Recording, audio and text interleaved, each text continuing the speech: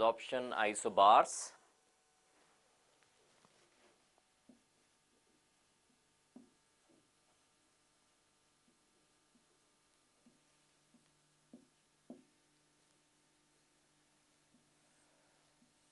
तो adsorption isobars actual में curves हैं, दे आर ग्राफ्स जिसमें कि हम रेट ऑफ एड्जॉर्प्शन को with the change in temperature study कर रहे हैं और कांस्टेंट प्रेशर पे स्टडी कर रहे हैं. Isobars means, iso means constant, bar means pressure, क्योंकि प्रेशर मेजर किया जाता है बार्स में.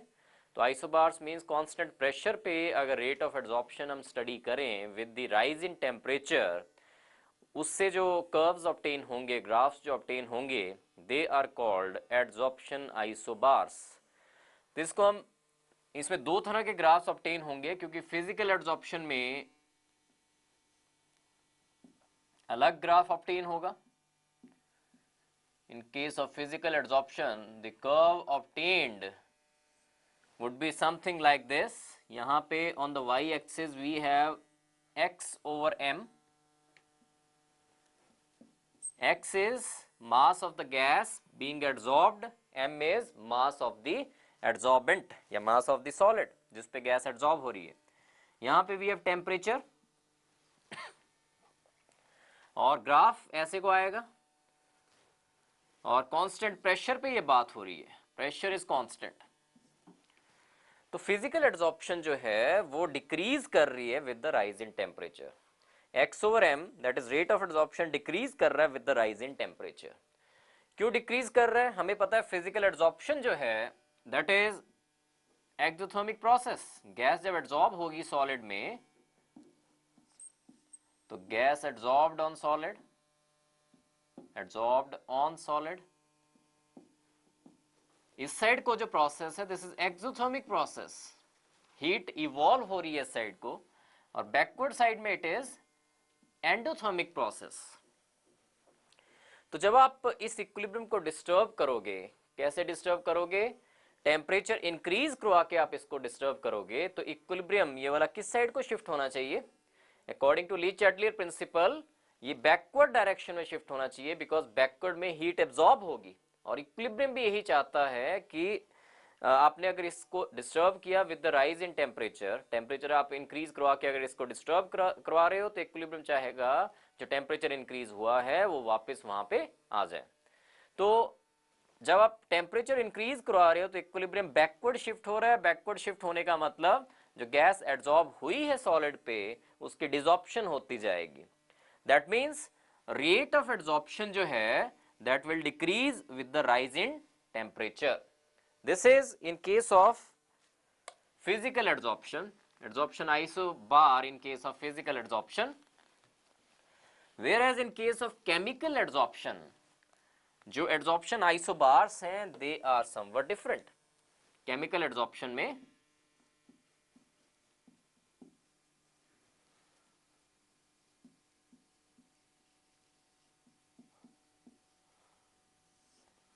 Graphs will be different, because chemical adsorption क्या है? केमिकल एड्सॉर्प्शन में गैस और सॉलिड के बीच में केमिकल बॉन्ड्स फॉर्म होते हैं और केमिकल बॉन्ड्स फॉर्म होने के लिए एक्टिवेशन एनर्जी चाहिए होती है. और जब आप टेम्परेचर इंक्रीज करोगे तो rate of adsorption chemical adsorption में इंक्रीज करेगा. फर्स्ट ऑफ ऑल यहां को टेम्परेचर है तो rate of adsorption will increase and afterwards it will decrease. Starting में इंक्रीज क्यों किया? बिकॉज एक्टिवेशन एनर्जी जो चाहिए थी रिएक्शन होने के लिए वो टेम्परेचर इंक्रीज करने के साथ मिलेगी, और एक्टिवेशन एनर्जी क्योंकि मिल रही है therefore rate of adsorption increase कर रहा है, लेकिन after a certain limit it will decrease. With the rise in temperature it will decrease, but first of all it will increase because activation energy मिल रही है. Gas adsorbed will be more chemical adsorption के case में, और after certain limit it will decrease. So these were adsorption isobars. Next topic हमने करना है colloidal state of matter.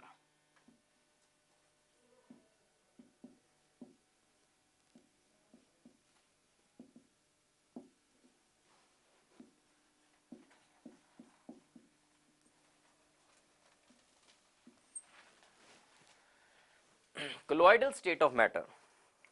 जो सॉल्युबल सब्सटेंसेस हैं उनको तीन टाइप्स में क्लासिफाई किया जा सकता है based on the sizes of the particles. तीन तरह के क्लासिफिकेशन है पार्टिकल्स की, सॉल्युबल पार्टिकल्स की। First we have true solutions,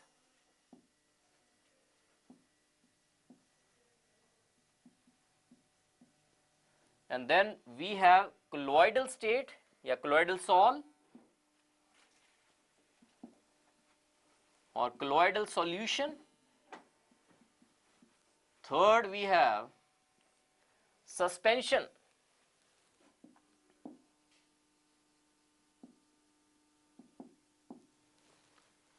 तो अगर particle size is less than 1 nanometer, if it is particle size is less than 1 nanometer, then the solution obtained is true solution. और अगर particle size 1 nanometer से 100 nanometer के बीच में हो तो colloidal sol is obtained. और अगर particle size is more than 100 nanometer, then we say it is a suspension. तो सबसे पहले हमने जो क्लासिफाई किया that was based on the particle size, and then after this their filterability. Filter paper से पास होना या इनकी फिल्टरेबिलिटी देखना कि ट्रू सॉल्यूशन जो है वो फिल्टर पेपर और जो पार्चमेंट मेम्ब्रेन होती है एनिमल मेम्ब्रेन, उन दोनों में से ट्रू सॉल्यूशंस पास हो जाती हैं तो they can B filtered out, they can pass through ordinary filter paper as well as through parchment membrane.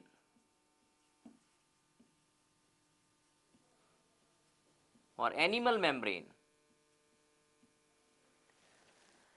colloidal salts जो हैं, colloidal solutions जो हैं, they can pass through filter paper, they can pass through filter paper but not through parchment membrane.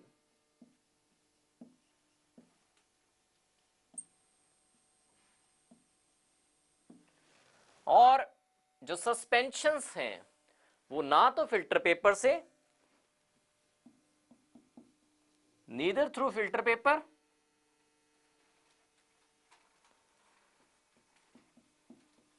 nor through parchment membrane.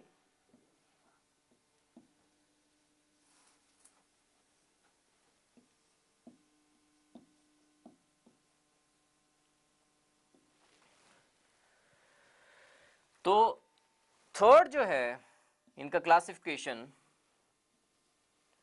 That is their rate of diffusion. True solutions में जो particles हैं उनका rate of diffusion is quite high. इसमें भी particle जो हैं they are diffusing but somewhat slowly. Suspension में particle जो हैं दे विल सेटल डाउन।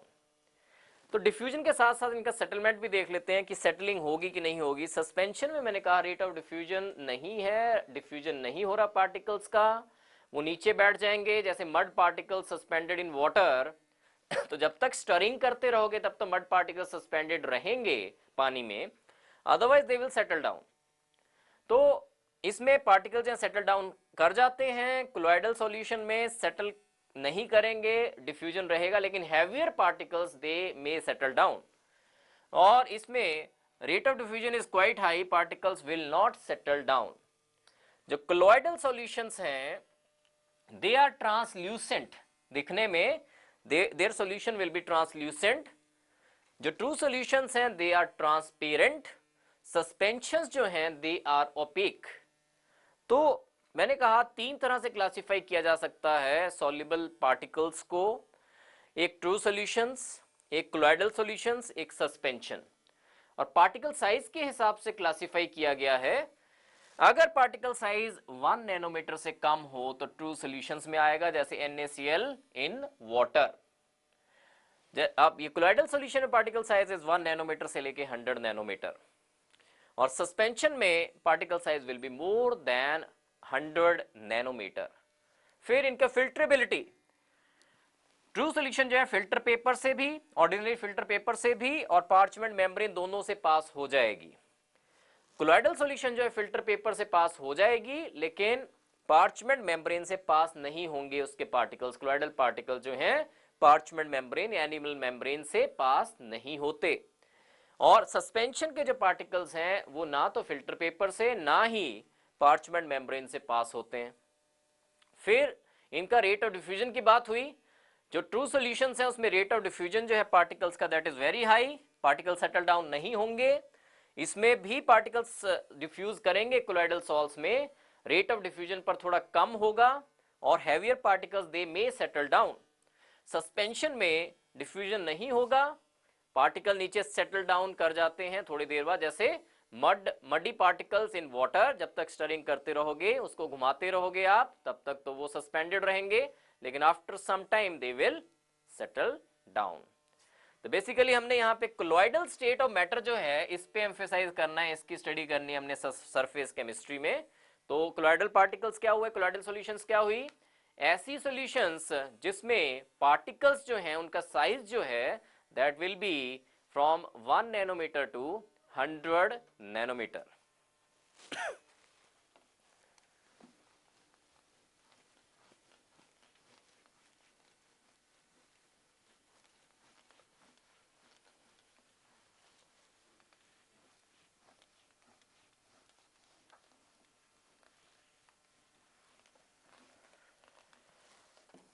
अब कोलॉइडल स्टेट ऑफ मैटर में मैंने कहा जो कोलॉइडल सॉल्यूशंस हैं उसके दो पार्ट्स हैं। एक को कहा जाता है डिस्पर्स्ड फेज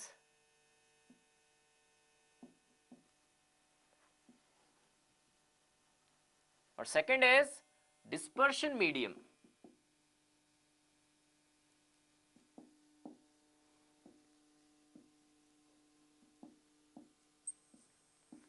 जैसे ट्रू सॉल्यूशन में भी दो पार्ट्स थे, एक सॉल्यूट और एक सॉल्वेंट।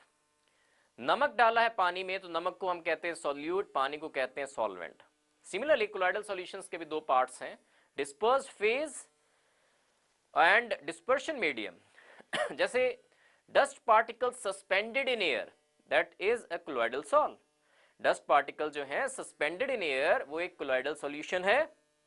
डस्ट पार्टिकल्स उसमें डिस्पर्स्ड फेज हैं और एयर जो है उसमें दैट इज डिस्पर्शन मीडियम। तो दो पार्ट्स हैं कोलॉइडल सॉल्यूशंस के, dispersed phase and the dispersion medium.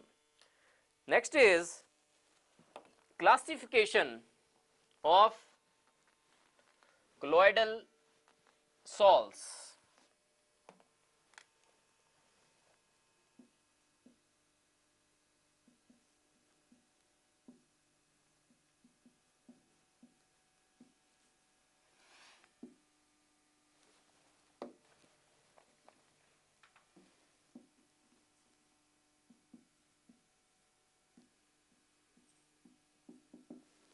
Classification of colloidal sols. First classification is based upon the physical state, based upon the physical state of dispersed phase and dispersion medium.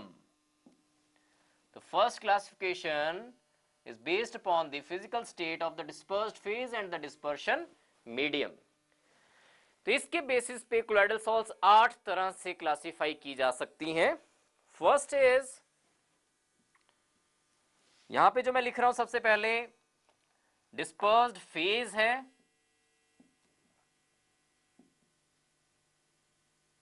फिर dispersion medium है,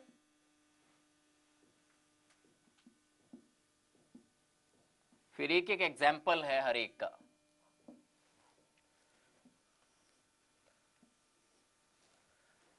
first type देखिए, solid in solid.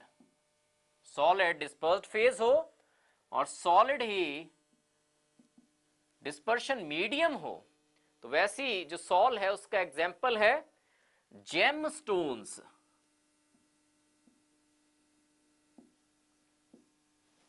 Second type is solid in liquid, और इसका example है paints.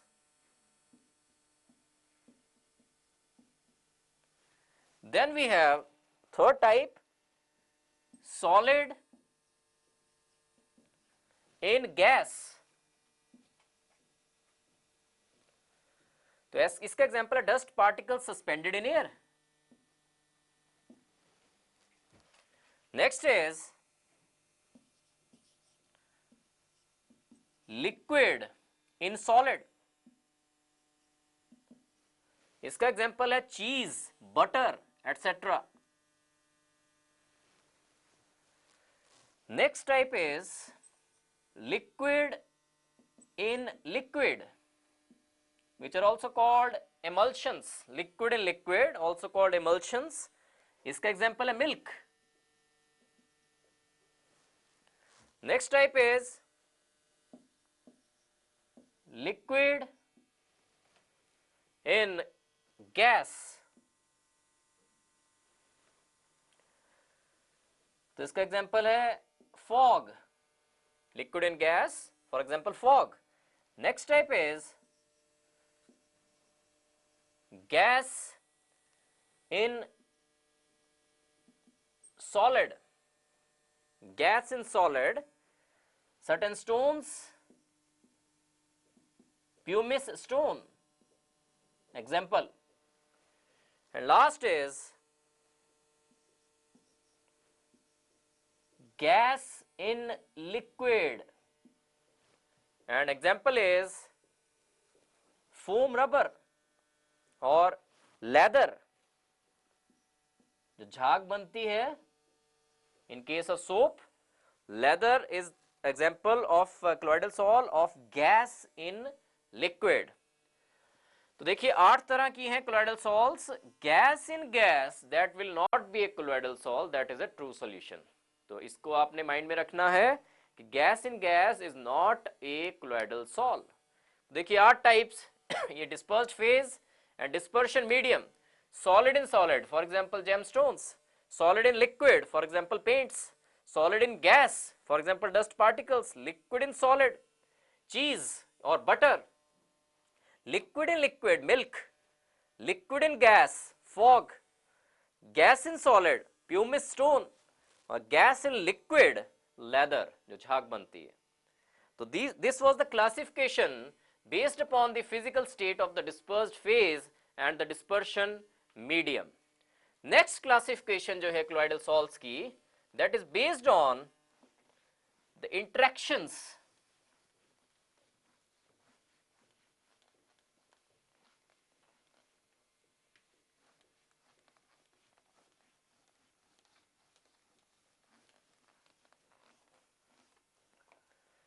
next classification जो है that is based on the interactions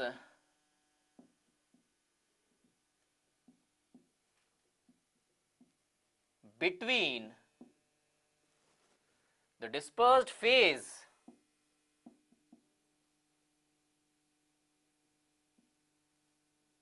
and dispersion medium.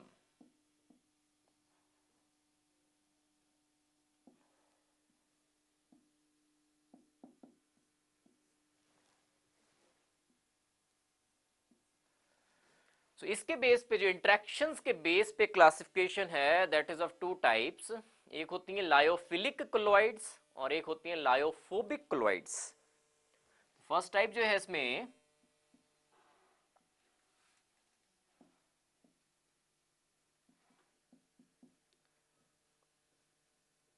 Lyophilic colloids. Lyophilic means liquid loving, liquid loving. तो इन cases में lyophilic chlorides में जो interactions होंगी किसके बीच में, डिस्पर्स्ड फेज और डिस्पर्शन मीडियम के बीच में, वो अट्रैक्टिव इंटरेक्शंस होंगी, लिक्विड लविंग होंगी. जैसे स्टार्च है, गम है, उसको आप हॉट वाटर में डिसॉल्व कर दो तो क्लोराइडल सॉल बन जाएगी. कोलॉइडल सॉल्यूशन ऐसे जो बनती है, जो डायरेक्टली बन सकती है, जिसमें कि सॉल्वेंट और डिस्पर्स्ड फेज के बीच में अट्रैक्टिव इंटरेक्शंस हो, that type of colloidal sol is called lyophilic colloids. For example starch, rubber etcetera को आप हॉट वाटर में अगर डिसॉल्व करते हो तो कोलॉइडल सॉल जो बनेगी that is called lyophilic colloid. Lyophilic colloids को डायरेक्टली प्रिपेयर किया जा सकता है कि आपने एक पर्टिकुलर लिक्विड में उनको डिसॉल्व कर दिया और कोलॉइडल सॉल बन जाएगी। तो they can be directly prepared, कोई स्पेशल मेथड्स नहीं चाहिए इनको बनाने के लिए। Therefore these are also called intrinsic colloids. These are called intrinsic colloids. और क्यों इंट्रिंसिक कहा जाता है? Because they can be prepared directly. कैसे? डिस्पर्स्ड फेज को डिस्पर्शन मीडियम में डाल के डायरेक्टली ये बन सकती हैं, therefore they are called intrinsic colloids.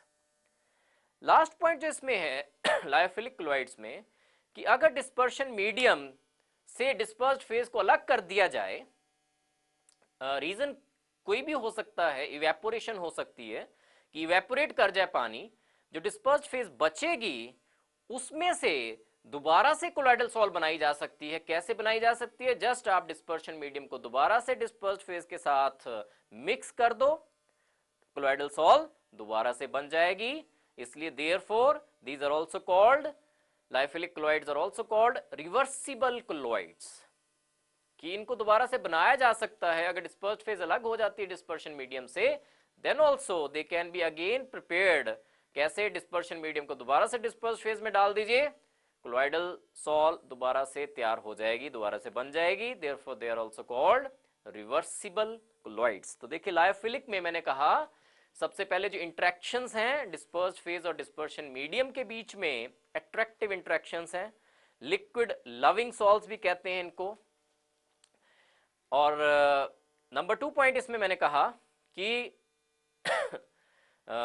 इनकी अगर आप सेपरेशन भी कर दो, डिस्पर्स्ड फेज और डिस्पर्शन मीडियम को अगर सेपरेट आउट भी कर दिया जाए, then also they can be again prepared, reprepare किया जा सकता है। डिस्पर्शन मीडियम दोबारा से डाल दीजिए, डिस्पर्स्ड फेज के साथ मिक्स कर दीजिए, कोलॉइडल सॉल्ट बन जाएगी। Therefore they are called reversible colloids.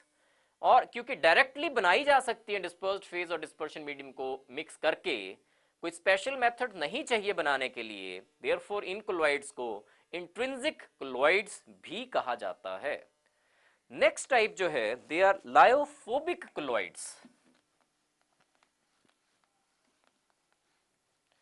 Second type जो है, based on the interactions between the dispersed phase and the dispersion medium, that is lyophobic colloids.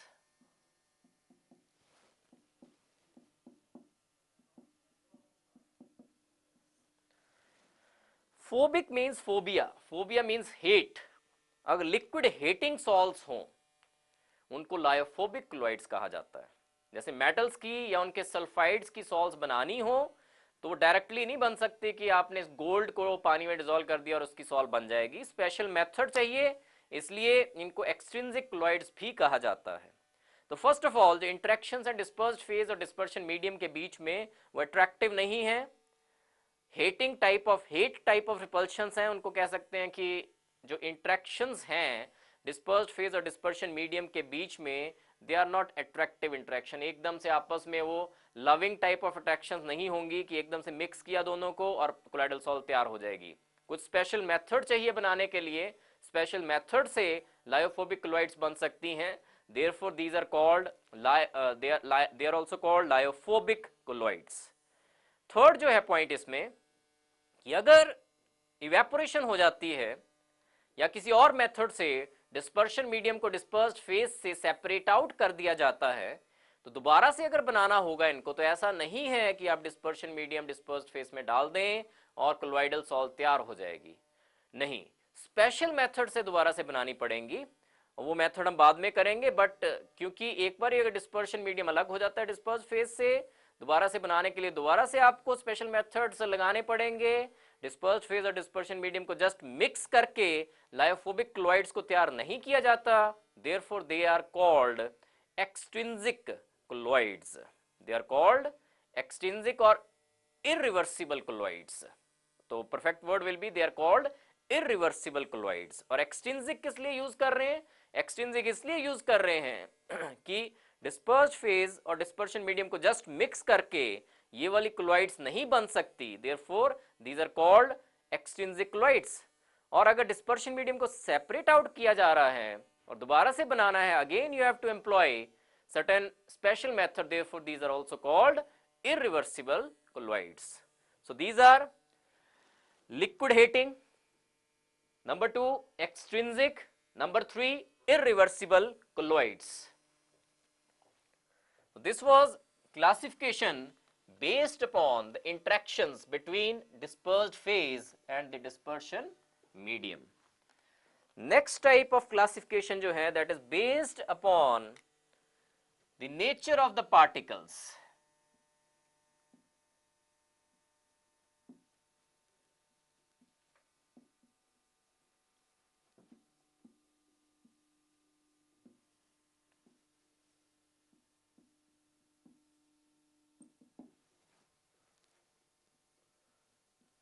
कि जो कोलॉइडल सॉल की डिस्पर्स्ड फेज है उसके जो पार्टिकल्स हैं वो कहां से आए, उनका सोर्स क्या है।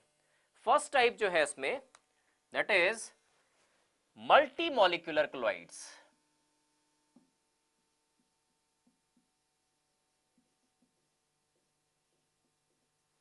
Multi molecular colloids.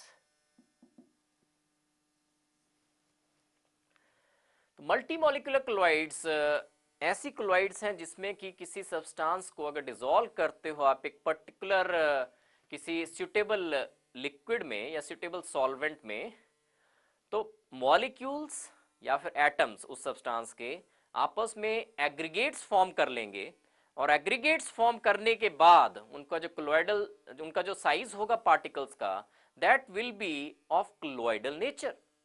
That means अगर वो इंडिविजुअल पार्टिकल्स हैं, इंडिविजुअल एटम्स हैं, इंडिविजुअल मॉलिक्यूल्स हैं, तब उनका साइज 1 नैनोमीटर से कम है। लेकिन जब वो आपस में ज्वाइन हो रहे हैं, आपस में एग्रीगेट्स फॉर्म कर रहे हैं, तो एग्रीगेट्स फॉर्म करने के बाद उनका जो साइज है पार्टिकल्स का वो 1 नैनोमीटर से 100 नैनोमीटर तक आ रहा है।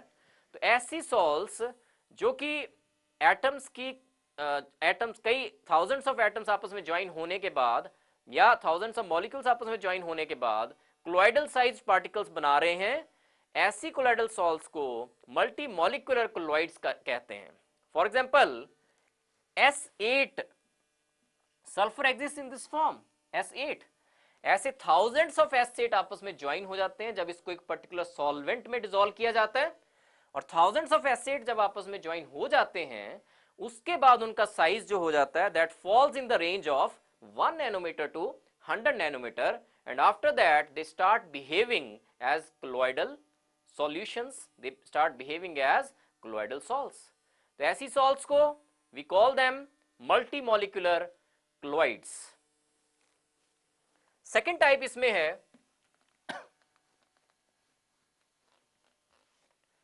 macromolecular colloids.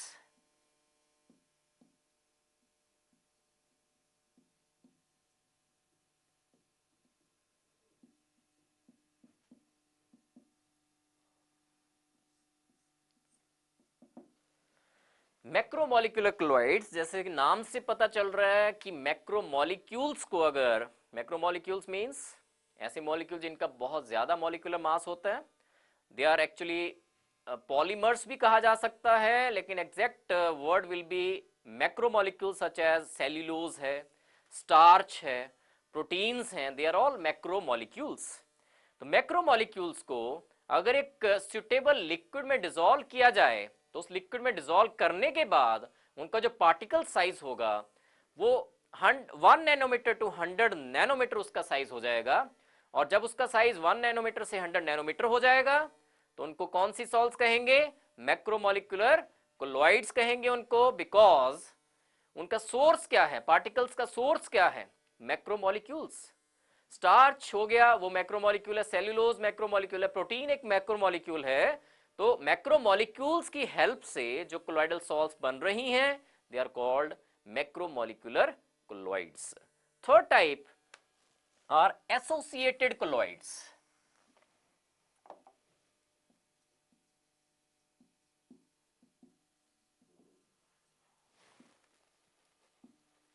third type are associated colloids, also called micelles.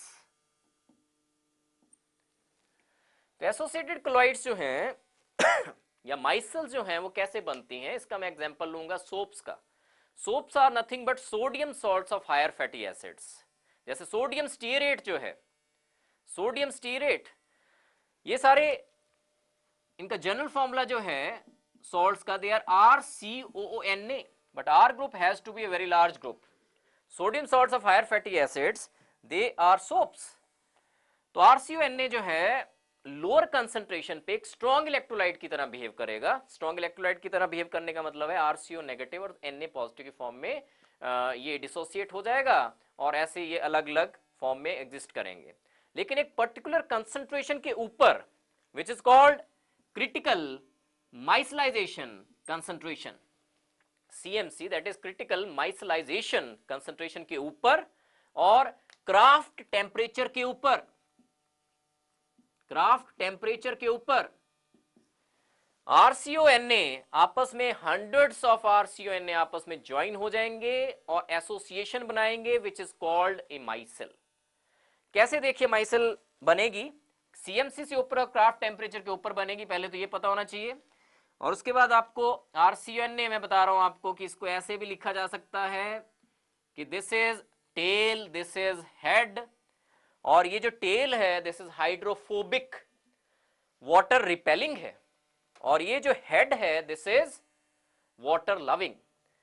तो ये RCO नेगेटिव Na पॉजिटिव को मैं ऐसे लिख रहा हूं, दिस इज हेड, ये वाला पोर्शन CO नेगेटिव वाला पोर्शन ये है, Na पॉजिटिव डिसॉल्व हो जाएगा पानी में, CO नेगेटिव पोर्शन है ये, और ये R पोर्शन है, हाइड्रोकार्बन पोर्शन है.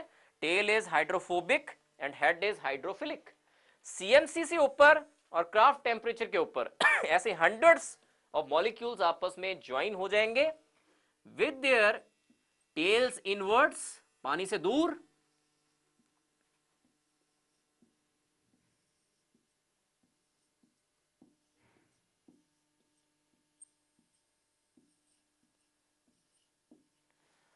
और हेड्स आउटवर्ड्स.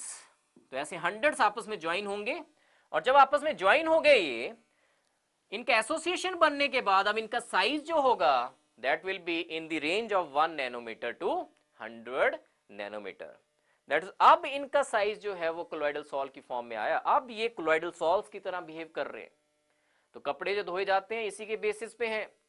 सोप्स का जो ये टेल्स हैं, हाइड्रोफोबिक पोर्शन है, यहाँ पे ग्रीजी पार्टिकल्स को अपने बीच में एनगल्फ कर लेंगे, और ये माइसेल्स जो हैं, ये वाले कोलॉइडल पार्टिकल्स जो हैं, दे आर मूविंग कॉन्स्टेंटली. जो सॉल्यूशन है उसके बीच में मूव कर रहे हैं. जब आप धोगे कपड़े को तो ग्रीजी पार्टिकल्स बीच में एनगल्फ हो जाएंगे, और जब पानी से आप उसको धोगे तो ये बाहर आ जाएंगे पानी के साथ in the form of froth. झाग बन रही है उसमें ये सारे माइसेल्स बन रहे हैं. ग्रीसी पार्टिकल्स को एनगल्फ कर लेंगे माइसेल्स अपने बीच में, और ग्रीसी पार्टिकल्स अगर बाहर आ गए तो कपड़े साफ हो गए. तो ये थर्ड क्लासिफिकेशन जो थी दैट वाज एसोसिएटेड कोलॉइड्स, माइसेल्स भी इनको कहते हैं. इसका मैंने एग्जांपल लिया, जैसे सोप्स जो हैं वो कोलॉइड्स की फॉर्म में बिहेव करेंगे लेकिन CMC से ऊपर, क्रिटिकल माइसलाइजेशन कंसंट्रेशन के ऊपर और क्राफ्ट टेम्परेचर के ऊपर. तो सोप को RCONA को ऐसे भी रिप्रेजेंट किया जा सकता है, दिस इज हेड और दिस इज टेल. जो टेल है वो हाइड्रोफोबिक पोर्शन है, वाटर हीटिंग पोर्शन है. जो हेड है that is water loving portion. पानी में जब डालेंगे CMC से ऊपर और क्राफ्ट टेम्परेचर से ऊपर, ऐसे करके एसोसिएशन बन जाएगी. हाइड्रोफोबिक पोर्शन अंदर को आ जाएंगे, हाइड्रोफिलिक वाटर लविंग पोर्शन पानी के साथ, पानी की साइड को रहेंगे. तो दिस माइसेल जो है इसका साइज जो है that falls in the range of 1 nanometre to 100 nanometre, and they behave as colloidal salts. So this was the classification of colloidal salts. 3 तरह से हमने क्लासिफाई किया.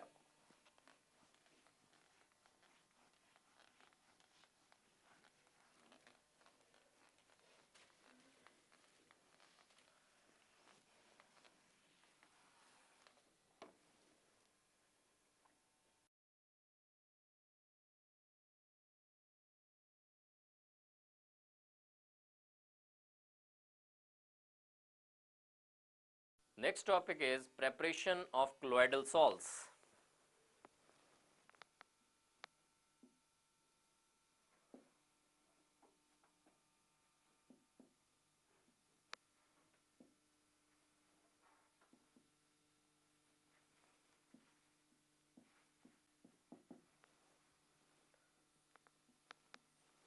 तो इसमें सबसे पहला जो है दैट इज डिस्पर्शन और डिसइंटीग्रेशन मेथड्स।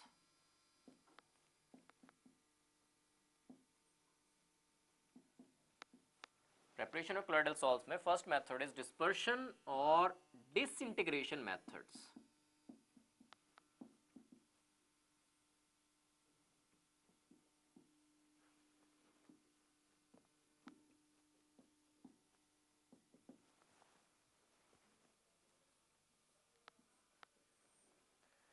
तो डिस्पर्शन और डिसइंटीग्रेशन मेथड्स मींस कि बड़े साइज के पार्टिकल्स को ब्रेक डाउन करेंगे और उनकी रेंज किस में ले आएंगे, 1 नैनोमीटर से 100 नैनोमीटर। तो सस्पेंशन को अगर ब्रेक डाउन कर दिया जाए, सस्पेंशन के पार्टिकल्स को अगर ब्रेक डाउन कर दिया जाए, या बड़े पार्टिकल्स को जिनका साइज 100 नैनोमीटर से ऊपर है उनको ब्रेक डाउन करके कोलॉइडल साइज के पार्टिकल्स में उनकी रेंज में ले आया जाए, तो इस मेथड को डिस्पर्शन और डिसइंटीग्रेशन मेथड कहते हैं। अगर इस मेथड से आप कोलॉइडल सॉल्ट बनाते हो, इसमें देखिए कई तरह के मेथड्स हैं। First is mechanical disintegration. First is mechanical disintegration method.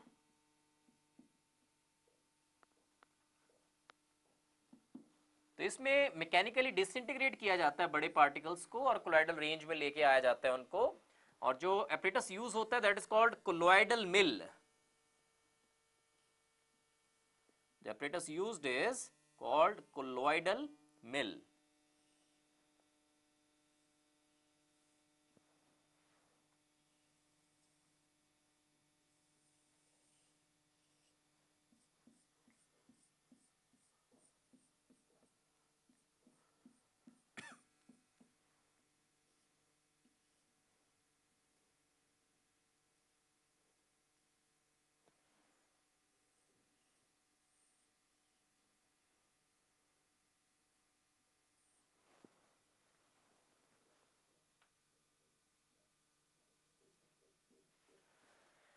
ये स्टील डिस्क्स हैं, ये जो मैं लाइंस बनाई हैं जिन पे, these are still discus.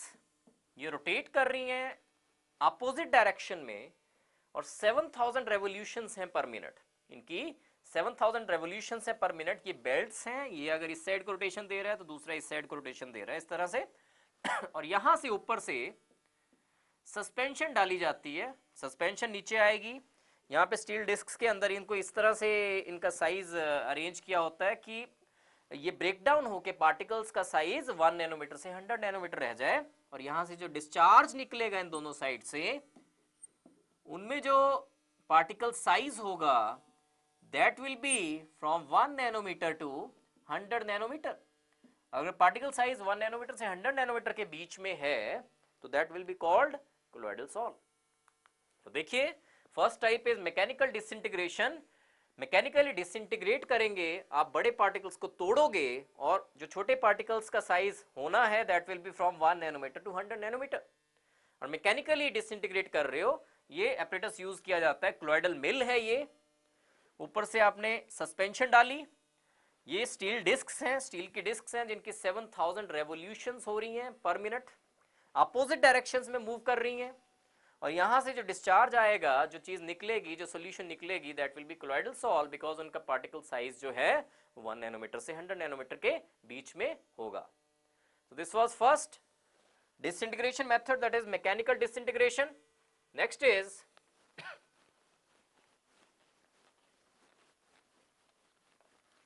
electro disintegration. Next is dispersion or disintegration methods में electro disintegration.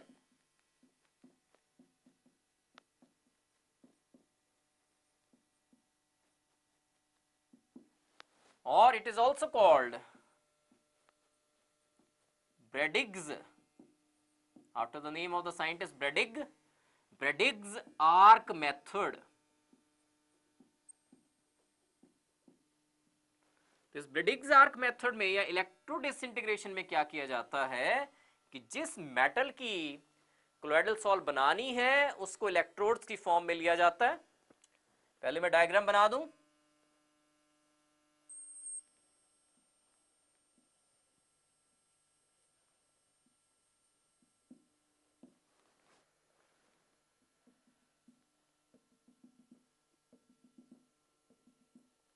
वाटर है और ये सारा आइस क्यूब्स के बीच में रखा हुआ है. These are ice cubes.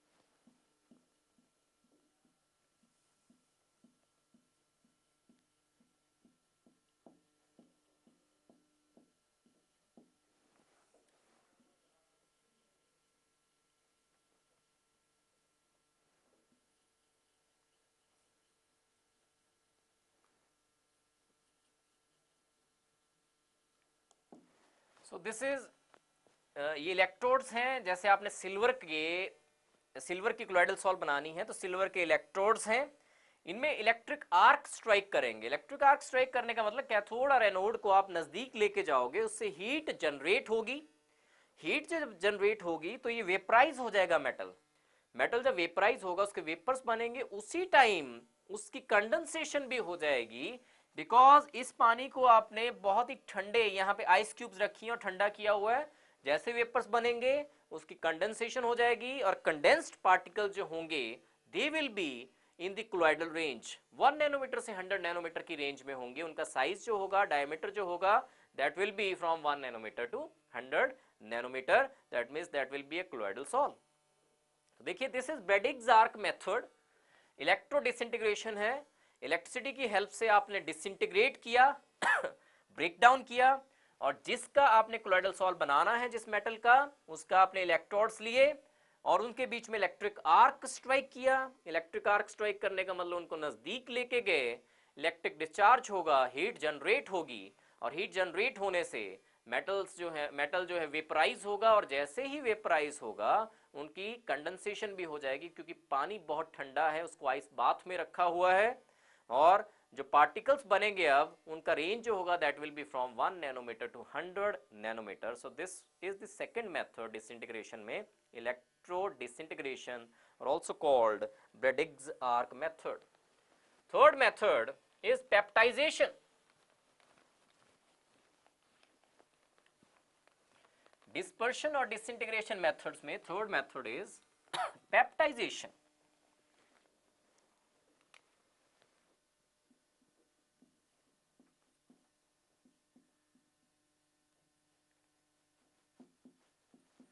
सबसे पहले पेप्टाइजेशन का मीनिंग क्या है? What is the meaning of peptization? Peptization का मतलब होता है कि फ्रेशली प्रिपेयर्ड प्रेसिपिटेट को क्लोइडल पार्टिकल्स में चेंज कर देना, क्लोइडल फॉर्म के पार्टिकल्स में चेंज कर देना is called peptization. Freshly prepared precipitate को डिस्पर्स करके क्लोइडल रेंज में लेके आना इज कॉल्ड पेप्टाइजेशन. होता कैसे है ये? जैसे मान लीजिए फ्रेशली प्रिपेयर्ड प्रेसिपिटेट्स हैं FeOH3 के. जब इसमें आप एक सुटेबल इलेक्ट्रोलाइट ऐड करोगे, मान लीजिए FeCl3 नेगेटिव, FeCl3 आपने ऐड कर दिया, यहां से FeOH3 जो है एक सुटेबल आयंस को अपने ऊपर एड्सॉर्ब करेगा. जैसे FeOH3 जो है इट एड्सॉर्ब्स Fe3 पॉजिटिव, FeCl3 से Fe3 पॉजिटिव को अपने ऊपर एड्सॉर्ब कर लेता है, और एड्सॉर्प्शन के साथ डिसइंटीग्रेट हो जाता है. डिसइंटीग्रेशन भी हो जाएगी, छोटे छोटे पार्टिकल्स बन जाएंगे, और साथ में इन्होंने Fe3 पॉजिटिव को एड्सॉर्ब भी किया है. That means they will B positively charged, और क्योंकि पॉजिटिवली चार्ज्ड हैं, each particle is positively charged, therefore ये वाली क्लोइडल सॉल्व जो है this will be stable also. अगर पॉजिटिवली चार्ज नहीं होते तो क्या होना था? इन्होंने आपस में फिर से ज्वाइन हो जाना था और सेटल डाउन हो जाना था, प्रेसिपिटेशन हो जानी थी. लेकिन अब सारे के सारे पॉजिटिवली चार्ज हैं, और पॉजिटिवली चार्ज हैं तो इसका मतलब क्या करेंगे? एक दूसरे को रिपेल करेंगे और सुटेबल सॉल्वेंट में सस्पेंडेड रहेंगे. डिफ्यूज करते रहेंगे, सेटल डाउन नहीं होंगे, और अगर 1 नैनोमीटर से 100 नैनोमीटर वाले पार्टिकल्स हों और डिफ्यूज कर रहे हों, चाहे स्लोली डिफ्यूज कर रहे हों और सेटल डाउन नहीं हो रहे हों, जो सॉल्यूशन बनेगी that will be known as colloidal solution और colloidal salt. So this was peptidization, third method. Dispersion और डिसइंटीग्रेशन मेथड्स में थर्ड मेथड था ये. नेक्स्ट जो मेथड है for the preparation of colloidal salts, that is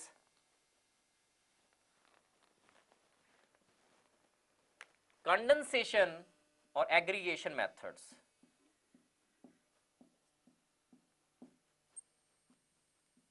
condensation methods,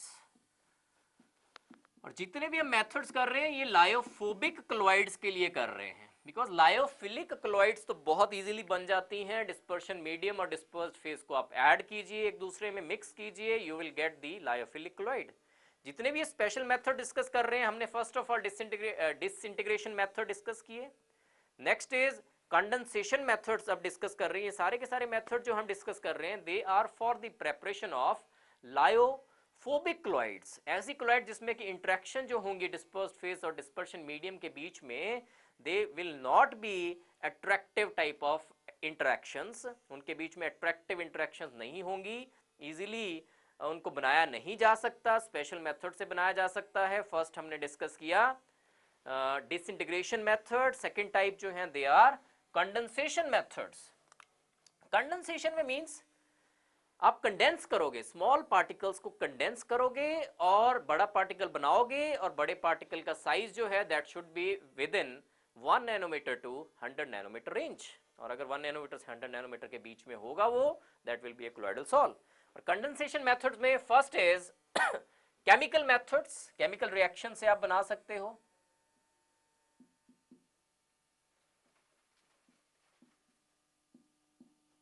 और chemical methods में for example we have by double decomposition.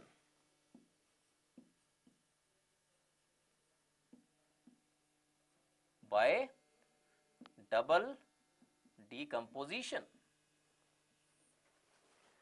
मान लीजिए आर्सेनियस सल्फाइड की आपने कोलॉइडल सॉल्ट बनानी है, तो आर्सेनियस ऑक्साइड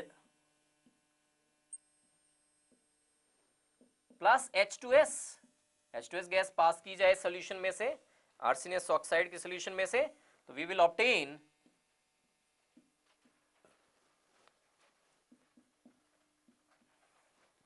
आर्सेनियस सल्फाइड. जो बन रहा है इसके जो पार्टिकल्स बनेंगे इस केस में वो 1 नैनोमीटर से 100 नैनोमीटर की रेंज में होंगे. तो देयरफॉर जो रिजल्टेंट सॉल्यूशन बन रही है that will be a colloidal salt. तो this is by double decomposition method, double decomposition हो रही है. तो next method is chemical reactions में बाय रिडक्शन. जैसे गोल्ड की कोलॉइडल सॉल्ट बनानी है आपने, तो डाइल्यूट सॉल्यूशन लेंगे ऑरिक क्लोराइड की AuCl3 और इसको रिड्यूस कर देंगे with the help of SnCl2 leading to the formation of gold plus SnCl4. ये जो गोल्ड पार्टिकल्स होंगे इनके जो साइजेस होंगे they will be in the range of 1 nanometre to 100 nanometre. तो गोल्ड सॉल्ट बन जाएगी और गोल्ड की, या कह सकते हैं गोल्ड की कोलॉइडल सॉल्ट बन जाएगी. तो केमिकल रिएक्शन से we can prepare colloids, lyophobic colloids.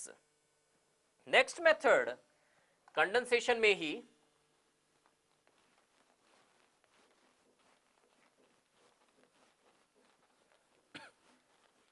by exchange of solvent,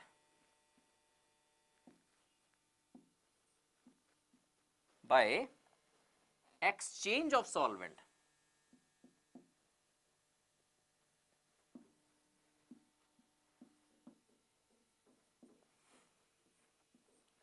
जैसे सल्फर एंड फॉस्फोरस जो होते हैं वो सॉल्युबल होते हैं अल्कोहलिक सॉल्यूशन में, लेकिन they are not soluble in water. Sulphur और फॉस्फोरस की अल्कोहलिक सॉल्यूशंस को अगर पानी में डाल दिया जाए तो हमें सल्फर की और फॉस्फोरस की कोलॉइडल सॉल्ट ऑब्टेन हो जाएगी. तो इसमें क्या कहा मैंने, we have just exchange the solvents. Alcohols में अगर सल्फर और फॉस्फोरस को डाला जाए तो दे आर सॉल्युबल. और अगर उनकी एल्कोहलिक सॉल्यूशंस को हम पानी में डाल दें, क्योंकि पानी में वो डिसॉल्व नहीं करते, लेकिन अगर एल्कोहलिक सॉल्यूशन को पानी में डाला जाए तो कोलॉइडल सॉल्ट्स ऑब्टेन हो जाएंगी, जिसमें कि सल्फर और फास्फोरस का साइज जो होगा, उनके पार्टिकल्स का जो साइज होगा वो 1 नैनोमीटर टू 100 नैनोमीटर वाली रेंज में फॉल करेगा। थर्ड मेथड जो है कंडेंसेशन मेथड्स का, that is by excessive cooling, by excessive cooling.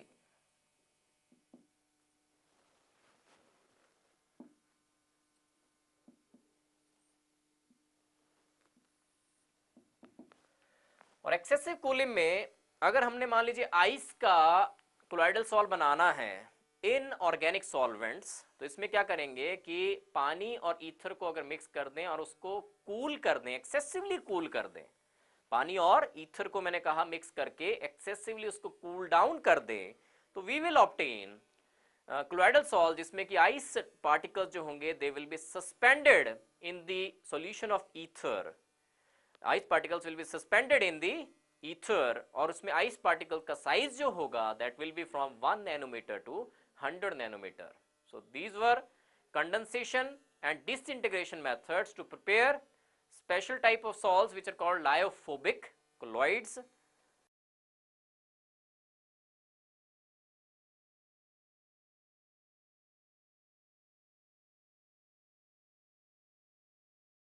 Next जो टॉपिक है इसमें that is purification of colloidal salts.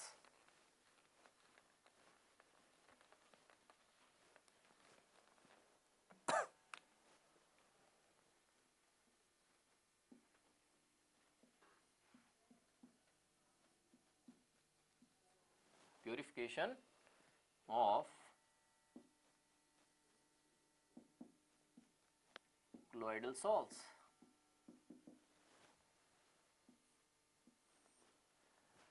इसमें फर्स्ट मेथड जो है दैट इज डायलिसिस।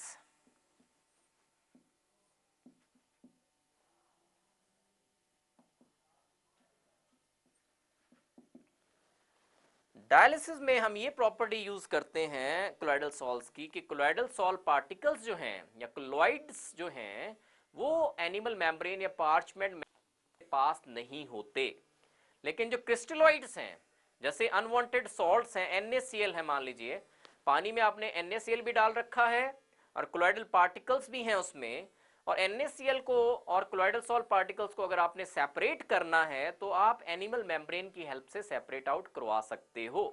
कैसे सेपरेशन होगी कि कोलॉइडल पार्टिकल जो हैं वो तो एनिमल मेम्ब्रेन से पास नहीं होंगे, लेकिन जो Na पॉजिटिव है या Cl नेगेटिव आयंस हैं they can pass through the animal or parchment membrane.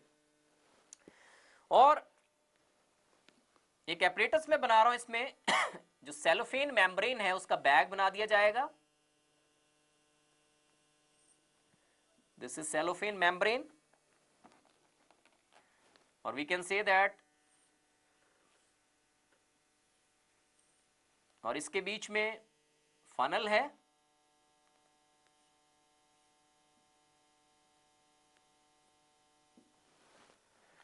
और इसको सस्पेंड किया हुआ है in washing solution distilled water.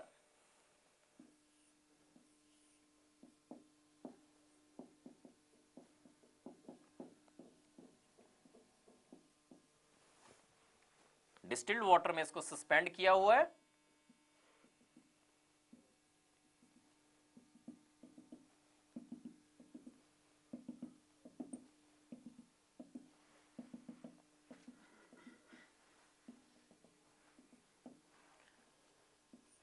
Distilled water को time to time, distilled water को हमने टाइम टू टाइम चेंज भी करना है, अदरवाइज जो यहाँ पे क्रिस्टलॉइड्स आ जाएंगे, बाहर आ जाएंगे, वो अंदर को जाना शुरू हो जाएंगे अगर बाहर कंसंट्रेशन बहुत ज्यादा हो जाए। तो वॉशिंग सोल्यूशन या डिस्टिल्ड वाटर को हमने टाइम टू टाइम चेंज भी करना है। अब देखिए इसके बीच में दीज आर कोलॉइड्स, और स्मॉल वाले जो हैं दे आर क्रिस्टलॉइड्स।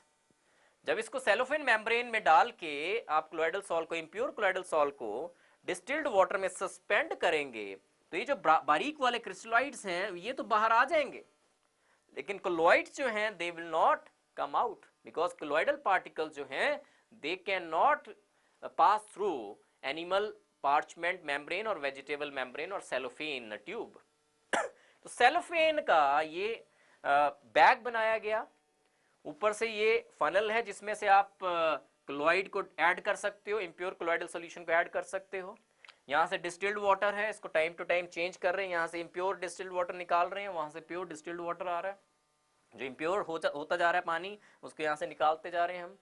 जो क्लोइडल सॉल्ट्स हैं पास नहीं होंगी, बाहर को नहीं आएंगे, लेकिन अनवांटेड आयंस जो हैं या अनवांटेड क्रिस्टलॉइड्स जो हैं वो पास हो जाएंगे इसमें से और बाहर आ जाएंगे।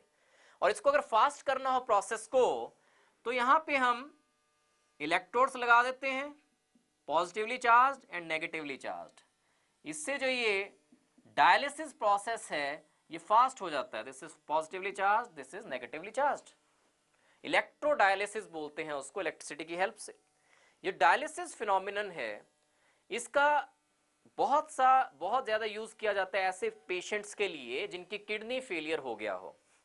किडनी जो है वो ब्लड को प्यूरिफाई करती हैं, और अगर किडनी फेलियर हो गया हो किसी पेशेंट का, तो उस केस में we use this process dialysis. और डायलिसिस में क्या किया जाता है कि इसी प्रोसेस से बेसिकली कि जो ब्लड है उसमें हेमोग्लोबिन पार्टिकल जो हैं they are of colloidal nature. उनका साइज जो होता है दैट इज 1 नैनोमीटर से 100 नैनोमीटर। तो उनको पास नहीं करवाना है, वो बाहर नहीं आने चाहिए, लेकिन अनवांटेड आयंस जो हैं, वेस्ट मटेरियल जो है वो ब्लड से बाहर आने चाहिए। तो ऐसे ही यूज किया जाएगा, लेकिन एपरेटस मैं और तरह से बना देता हूं उसको।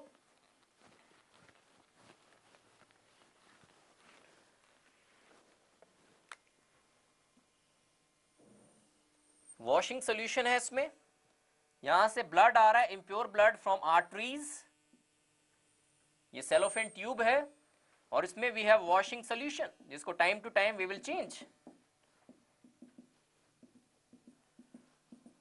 ये वॉशिंग सोल्यूशन है, और यहां ब्लड आ रहा है from arteries which will be impure, और यहां से ब्लड जाएगा pure blood to the veins. तो किडनी का फंक्शन अब डायलाइजर करेगा, डायलिसिस की हेल्प से ब्लड कैन बी प्योरिफाइड। तो इसमें डाला गया इंप्योर ब्लड, ये वॉशिंग सोल्यूशन है। जो हेमोग्लोबिन पार्टिकल्स हैं, क्लोइडल साइज्ड पार्टिकल्स हैं, वो बाहर नहीं आएंगे, वो वैसे ही जाएंगे वहां को। और जो इम्प्योरिटीज हैं, क्रिस्टलॉइड्स हैं, इम्प्योरिटीज जो है बाहर आ जाएंगी सॉल्यूशन में आ जाएंगी, बाहर वाली सॉल्यूशन में आ जाएंगी, और यहां से जो ब्लड जाएगा that will be pure blood to the veins. तो डायलिसिस का बहुत सा यूज है अब मेडिकल फील्ड में भी, और उन पेशेंट्स के लिए यूज किया जाता है जिनकी किडनी फेलियर हो गया हो। किडनीज जो है ब्लड को प्यूरिफाई करती हैं, जो क्रिस्टलॉइड्स हैं, अनवांटेड आयंस हैं, अनवांटेड पार्टिकल्स हैं, उनको बाहर निकालती है और प्यूरिफाई करती है ब्लड को। और अगर किडनी फेलियर हो पेशेंट का, तो उसमें ऐसे करके इम्प्योर ब्लड आ रहा है। ये सेलोफेन ट्यूब है, सेलोफेन की ट्यूब है, पार्चमेंट मेम्ब्रेन है ये, इसमें से क्रिस्टलॉइड्स बाहर को नहीं आएंगे, लेकिन अनवांटेड पार्टिकल जो हैं, जो वेस्ट मटेरियल्स हैं, दे विल कम आउट, और यहां से pure blood will go to the veins. Next method for the purification of colloidal salts is ultrafiltration. Ultrafiltration.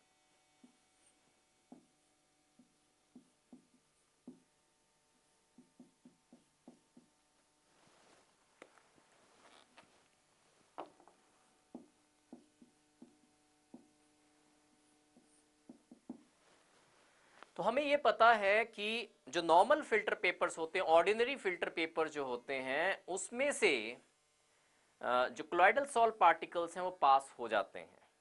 और अगर हमने प्योरीफाई करना है किसी क्लोइडल सॉल्ट को, तो ऑर्डिनरी फिल्टर पेपर से पास करवा दें, तो उसमें से क्रिस्टलॉइड्स भी पास हो जाएंगे और क्लोइडल सॉल्ट्स भी पास हो जाएंगे। हमें चाहिए कि ऐसे फिल्टर पेपर्स हों जिसमें से क्लोइडल सॉल्ट पार्टिकल्स पास ना हो। तो उसके लिए we have ultra filter papers. Ultra filter papers बनते कैसे हैं? ऑर्डिनरी फिल्टर पेपर्स को अगर आप ट्रीट करें जेलेटिन के साथ, तो पोर्स का जो साइज है, फिल्टर पेपर्स के पोर्स का साइज कम हो जाएगा, और साथ साथ में ही उनको हार्ड कर दिया जाता है। कैसे हार्ड कर दिया जाता है? उसको डिप करेंगे हम फॉर्मेल्डिहाइड सॉल्यूशन में, और फॉर्मेल्डिहाइड सॉल्यूशन के में डालने के बाद वो हार्ड हो जाएगा और we will obtain an ultra filter paper, और उस अल्ट्रा फिल्टर पेपर से जो कोलॉइडल सॉल्ट्स हैं वो पास नहीं होंगी लेकिन क्रिस्टलाइड्स पास हो जाएंगे। तो ultra filter papers can also be used to purify colloidal salts from the crystalloids. और डिफरेंट तरह के ultra filter papers, different pore size के अल्ट्रा फिल्टर पेपर्स यूज किए जा सकते हैं, बनाए जा सकते हैं। कैसे? By using different concentrations of the formaldehyde as well as gelatin solution। gelatin और जो formaldehyde है उसका डिफरेंट तरह की कंसंट्रेशन यूज करके डिफरेंट पोर साइज के अल्ट्रा फिल्टर पेपर्स या फिर ग्रेडेड फिल्टर पेपर्स बनाए जा सकते हैं।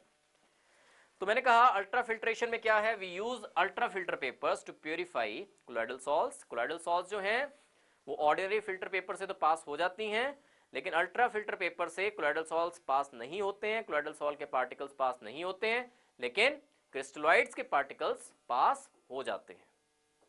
Third method in purification of colloidal salts is centrifugation, ultra centrifugation.